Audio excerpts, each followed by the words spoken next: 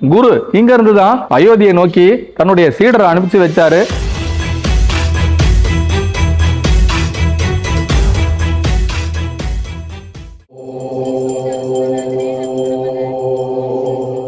குருவின் பிரதான வாயிலிருந்து யாரெல்லாம் உச்சக்கட்ட வாசல்ல எங்களுக்கும் சில உபதேசம் கொடுத்த குருநாதருக்காக கும்பகோணம் வந்திருக்காங்க. கும்பகோணம்னா கும்பேஸ்வரர் கோயில் தான் தெரியுங்க குருவுடைய பெயர்ல. ஆனா இங்க வடக்கு வாசல்ல குருவுடைய பெயரு ராமநாத சுவாமி, அதாவது ராமச்சந்திர சுவாமின்னு சொல்லிட்டு இருக்கோம் இல்லைங்களா, அயோத்தின்னு சொல்றோம். ஆனா முதல் அயோத்தின்ற இடத்த உருவாக்குனதும் சரி, உரு கொடுத்ததும் சரி, தென்னகத்து அயோத்தின்னு சொல்லுவாங்க.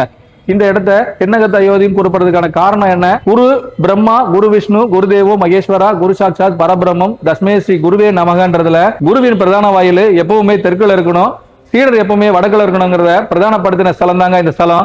ராமசாமி சுவாமிக்கு 2 சீடர்களை உருவாக்கணும்னு ஆசைப்பட்டாராங்க. முதல் சீடனை தன் கருவறைக்கு மிக அருகாமையில வச்சுக்கிட்டாராங்க. 2வது சீடரை தன்னுடைய உச்சவாசல்ல வைக்கணும், அழகுபடுத்தி பார்க்கணும், ஆராதனை செஞ்சு பார்க்கணும், வழக்குகள் எது வந்தாலும் அவரே அதை நிரூபிச்சும் காட்டணுங்கிறதுக்கு உத்வேகமா சில முயற்சிகளை செஞ்சு பார்த்தாராங்க. செஞ்ச முயற்சிகள்ல 2 வேடங்கள் கட்டப்பட்டதாங்க. ஒவ்வொன்றுமே வேடதாரிகளுக்கு ஏற்ப முழு முயற்சியும் செஞ்சு பார்த்தாராங்க. ஒரு கோவில்ல 2 மூலவர் இருக்கலாங்க, இந்த கோவில்ல மட்டும் 6 மூலவர்களை வச்சிருக்காங்க. குருவும் சரி சீடரும் சரிங்க இங்க ஒரே ஸ்தானத்துல இருக்கிறதால 2 மூலவர்களுக்கு மட்டும் ஆதி சயனத்தை கொடுத்து குருவே முழு ஸ்தானத்துல இருந்து தன்னுடைய வாழ்க்கையின் தத்துவங்கள் அனைத்தையுமே வெஞ்சோற்று கடனை தீக்கிறதுக்காக உச்சவாசல்ல கொடுத்து பார்த்தாராங்க.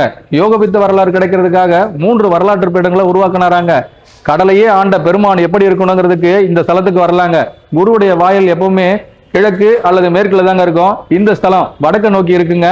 முழு பிரதான வாயில் இருக்கிற குருவிற்கு எது மிகவும் பிரசித்தி பெற்ற ஸ்தலம் அப்படின்னு கேட்கும் பொழுது வடக்கு தான் உச்சவாசல். வடக்கில் இருந்து யார் ஒருவன் முழு ஞான உபதேசம் எடுக்கின்றானோ அவனுக்கே ஆதி உபதேசம் கிடைக்கட்டும்னு சொல்லி அருப்பிரகாச வள்ளலார் பாடிய பாடல் போல இந்த இடத்துக்கும் முழு ஞான உபதேசம் கிடைச்ச ஸ்தலமா சொல்லலாங்க.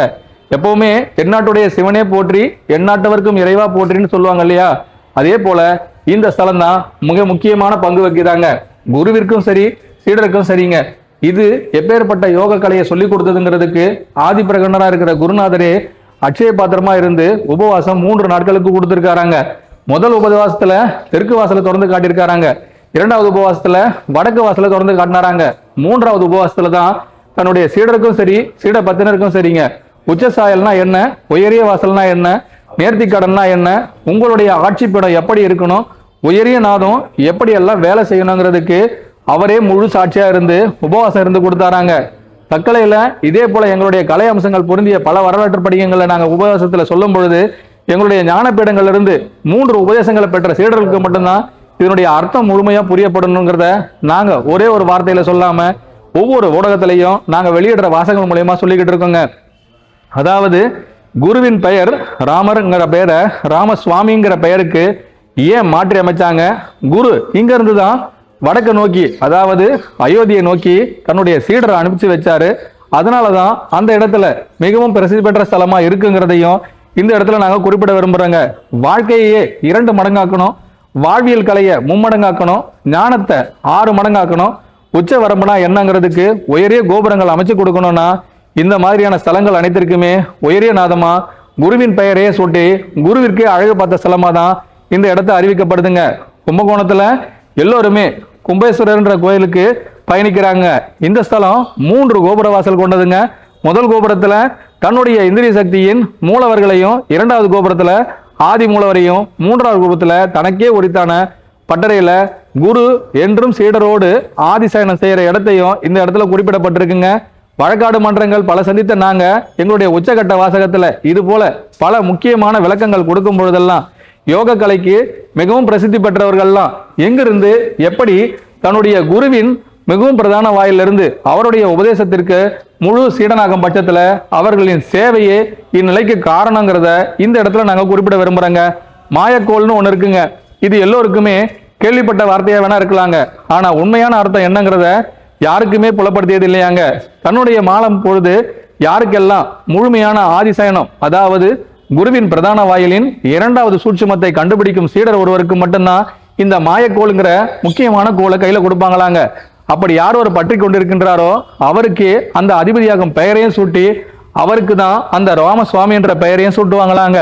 வடக்குல இருக்கணும், வானக வடிக்கை காட்டி இருக்கணும், தென்னகத்தையே ஆண்டு இருக்கணும், தென்னாட்டுடைய சிவன்னா என்னன்றதை முழுமையா உணர்த்தி இருக்கணும்.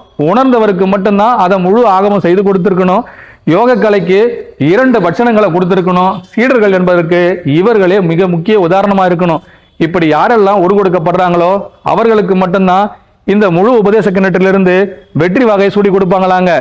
இது பிரதான வாயிலா வடக்குல இருந்தாலும் தெற்கு கோபுரத்தை தான் முக்கியமாக கருத்து கொள்ளப்படுதுங்க. ஏன்னா குருவின் தெற்கு வாசல்ல இருந்து மேற்கு நோக்கி பயணிக்கிற ஒவ்வொருத்தருக்குமே தன்னுடைய வடம் எப்படி இருக்கணுங்கிறதுக்கு இவரே முழுமையா ஆதாரமா இருந்திருக்காராங்க. ஞான உபதேசத்தின் உச்சகட்ட வரலாற்றில் மீண்டும் ஸ்தாபர்கள் அனைவருமே வெற்றி கொடி நாட்ட எங்களுக்கும் ஒரு வாய்ப்பு கொடுத்த குருநாதருக்கு என்றுமே மகிமைத்துவம் இருக்கு. அவருடைய மகிமைத்துவத்தை உணர வேண்டும்னா அவருடைய பெயர் குரு தவசோதனாருங்கிறத சொல்லி இந்த இடத்துல மணிமுடி சூடும் ஒவ்வொரு சீடர்களுக்குள்ளும் நான் வெளிப்பட விரும்புகின்றேன். உங்களுள் நீங்கள் யார் என்பதை அறிய வேண்டுமா? நானே அதற்கான ஆதாரம் என்பதை நீங்கள் புரிந்து கொண்டால் உங்களுள் நான், உங்களுக்குள் நான், உங்களை வெளிப்படுத்துவதே நான் என்பதை அந்த நானாக இருந்து குருவே பிரதான வாயிலா உங்களுக்கான கருவறையில அமர வைப்பாராங்க.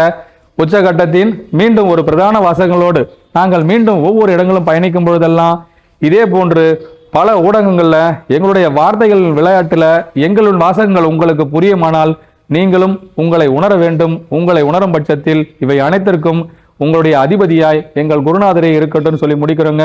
அனைவருக்கும் குருவே சரணம், குருவடி சரணம், திருவடி போற்றுங்க.